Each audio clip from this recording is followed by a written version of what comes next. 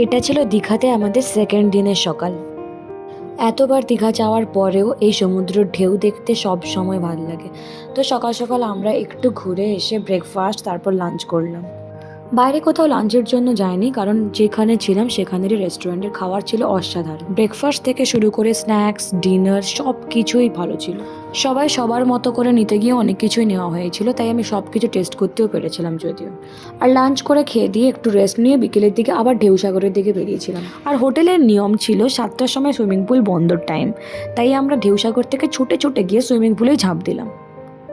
বেশিক্ষণ টাইম পাইনি থাকার, কারণ আমরা ঘুরেছিলাম বাইরে অনেকটাই, মাথায় ছিল না কখন 7টা বেজে গেছে, তাই জাস্ট 20 মিনিটের মতো এনজয় করেছিলাম। বাট এনজয় ছিল জাস্ট। সকালবেলা ঘন্টার পর ঘন্টা বসে থাকলেও সুইমিং পুলে তেমন মজা আসে না যেই মজা রাতে আসে।